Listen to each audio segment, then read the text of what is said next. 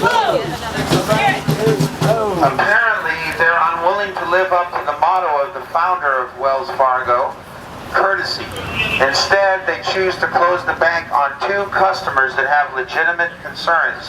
I'm trying to close my accounts, my savings and checking, and the gentleman that was in the wheelchair is trying to express a grievance in relation to a mortgage he had where they jumped up his interest rate from 12 to 29%, Wells Fargo.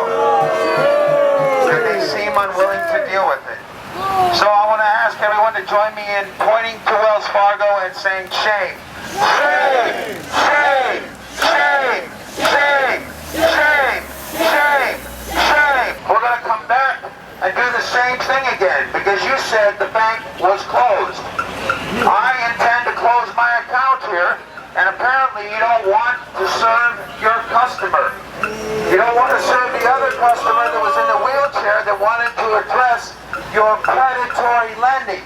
Because the banks got bailed out. We got sold out. The banks got bailed out. We got sold out. The banks got bailed out. Several years ago when I went into this wheelchair, I had to have my bathroom remodeled, so I had handicap access to my bathtub and the toilet and all.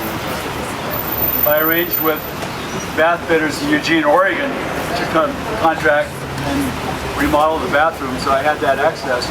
Veterans Administration had long ago lost all my medical records, so I'm just discounted to them. No, not at all. 2 months after I had arranged a contract with bath fitters, no interest, no payments for 2 years, Wells Fargo bought that contract. They upped the interest rate from 12 to 29.9. They upped the monthly payments from $85 to $185 a month. I'm on a fixed Social Security disability income of $1,092 a month. My mortgage is $832, which doesn't even leave enough to pay all of the utilities and buy food for myself, let alone put gas in my car, insurance on my car, and do the proper maintenance around my house, my car, myself. And I need a lot of it. I've been paying for my own health care since 1985 when the Veterans Administration dropped me after those lost medical records.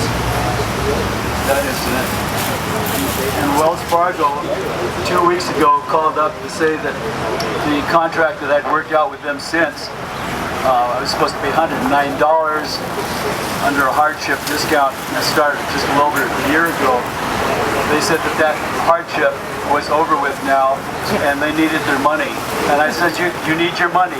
Wells Fargo, one of the most financial solvent institutions in the world, cannot afford to allow a disabled veteran to have a continued contract, $109 a month to pay off this now over $5,000 contract.